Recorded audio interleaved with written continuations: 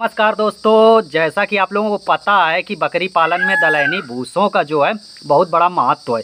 यदि आपके पास हरा चारा नहीं है, दाने की मात्रा की बचत करना चाहते हैं, हरा चारा नहीं है, तो दलहनी भूसों पे बकरियां बहुत अच्छी तरह से पल जाती हैं।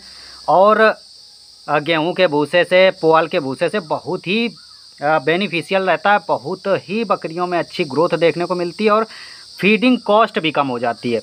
इसी को लेकर आज मैं एक भूसे के बारे में बात करने वाला हूँ, उड़द का भूसा। इससे पहले मैंने आप लोगों को वीडियो बना के दिखाया था। मूंग का जो भूसा है मैं इकट्ठा कर रहा था, चूँकि भूसे की इस समय हो गई है प्रॉब्लम, तो मूंग का भूसा मैंने इकट्ठा किया। अब मैं उड़द का भूसा भी इकट्ठा कर रहा हूँ, वीडियो आगे मैं आपको दिखाऊँगा। खेत से ले जा रहा हूँ। तो उड़द के भूसे और मूंग के भूसे, इनकी खासियत बता देता हूँ, किस टाइम पे खिलाना है, किस टाइम पे नहीं खिलाना है। यदि आपके पास भी भूसे की कमी हो गई है तो इस समय उड़द और मूंग का भूसा खूब निकल रहा है। आप देखना कि कई लोग ऐसा करते हैं कि मूंग की सिर्फ फलियां फलियां तोड़ लेते हैं, पूरा भूसा जो है, पूरा जो उसका पेड़ होता है वो खड़ा रहता है खेत में। तो एक काम आप ये कर सकते हैं, यदि आपके पास भूसे की कमी है तो उसको, पेड़ को पूरा काट लीजिए और भंडारण कर दीजिए। ऐसे ही वो सूख जाएगा और बकरियां सारा फिनिश कर देती हैं। बाई द वे, कई लोग क्या करते हैं, कटिंग पूरा नीचे से काट लेते हैं, इसके बाद ट्रैक्टर वगैरह से मड़ाई करते हैं, उसके ऊपर ट्रैक्टर आगे पीछे करते हैं, जिससे उसके फलियां पूरी टूट जाती हैं, मूंग के दाने अलग हो जाते हैं। इसके बाद पंखे से निकाल लेते हैं, मूंग का दाना दाना निकाल लेते हैं। मेरे पास यहाँ पंखा खड़ा भी हुआ है, आप लोगों को दिख रहा है, तो ये पीछे ये देख सकते हैं पंखा है। तो ये पंखे से भी मूंग का जो है भूसा निकाला जाता है। भूसा भूसा अलग हो गया, दाना अलग हो गया, तो वो भूसा इकट्ठा कर लीजिए। एक चीज़ आपको ये ध्यान रखना है कि भूसा इकट्ठे करते समय यदि मड़ाई वाला आप भूसा इकट्ठा कर रहे हैं तो उसकी जो पत्तियां हैं वो बकरियां नहीं खाती हैं। जो आगे महीन बारीक भूसा बचता है वो बकरियां नहीं खाती हैं। आपको छियाँ, जो फली होती है, फली फली का भूसा इकट्ठा करना है। इसके बाद जो लकड़ी बचती है, उसी का जो निकालने के बाद लकड़ी का डंठल, लकड़ी पतली पतली सी बचती हैं, वो लकड़ी सहित पूरा जो फलियां हैं वो पूरा इकट्ठा कर लेना है। बहुत ही अच्छा, आगे बारिश में काम देने वाला है।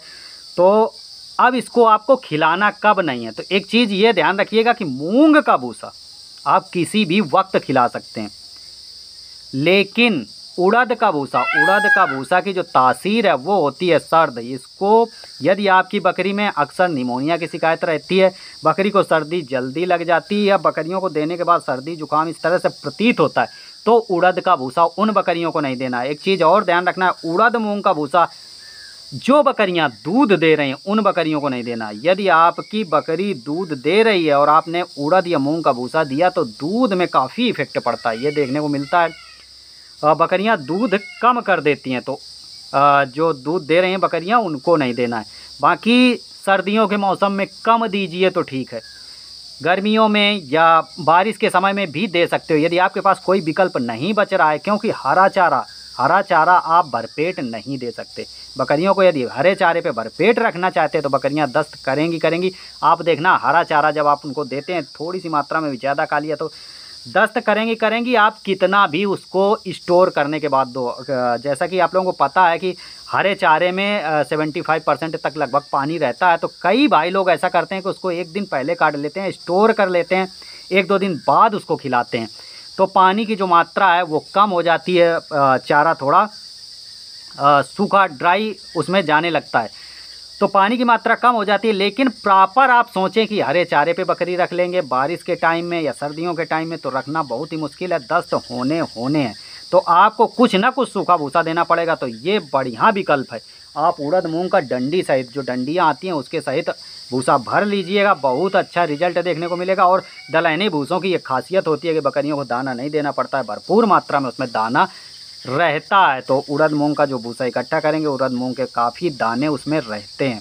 ये चीज़ें मैंने प्रैक्टिकल देखी हुई हैं। एक चीज़ ये है कि जब ये भूसा हम तसले वगैरह कहीं पे रखते हैं, तो यदि आपके फार्म पे मुर्गियाँ हैं तो मुर्गियाँ बहुत उस भूसे को बिखेरती हैं, चारों तरफ फैला देती हैं, चूँकि वो दाना दाना चुगती हैं। तो इसीलिए अक्सर मैं कहता हूँ कि फार्म में मुर्गियाँ नहीं होनी चाहिए। इससे फ़ायदे कम देखने को मिलते हैं, नुकसान मुर्गियाँ ज़्यादा करती हैं।